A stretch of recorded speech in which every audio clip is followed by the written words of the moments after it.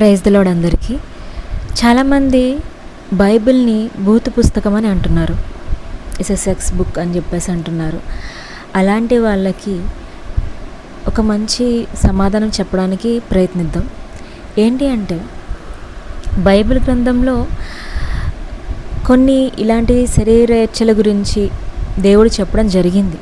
అవును, ఒప్పుకుంటున్నాం. కాకపోతే ఈ యొక్క సెక్సువల్ డిజైర్స్ అనేవి, లేదంటే అది జరిగినవి దేవుడు బయలుపరచాలనుకున్నాడు కాబట్టి బైబిల్లో రాయించాడు.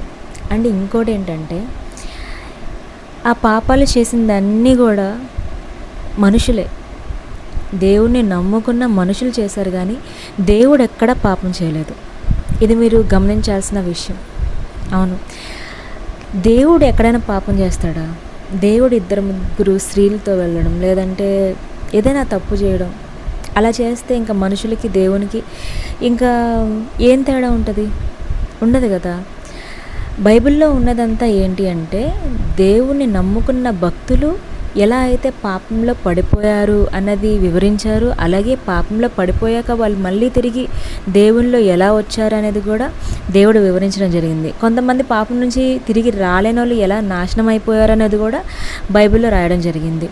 సో అంటే మనం పాపంలో ఇంత పాపం చేసిన వాళ్ళైనా, ఎంత శరీరేచ్ఛలతో పాపం చేసిన వాళ్ళైనా దేవుని దగ్గరికి వచ్చిన తర్వాత వాళ్ళు మారుతారు అని చెప్పడమే బైబిల్ యొక్క ఉద్దేశం.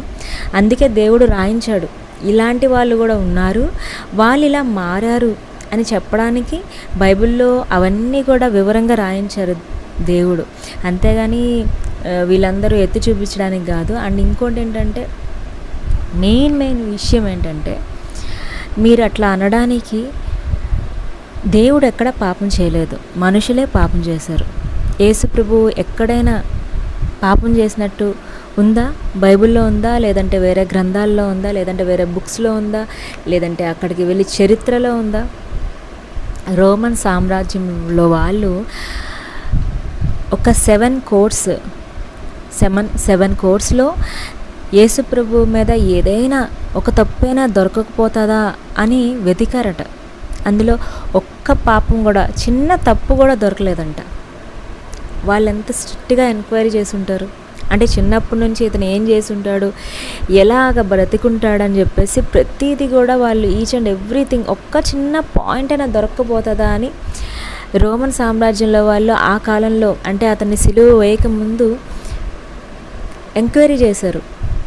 అతను పుట్టిన స్థలానికి వెళ్ళారు, అతను పెరిగిన స్థలానికి వెళ్ళారు, అతను బ్రతికిన జీవితాన్ని కనుక్కొని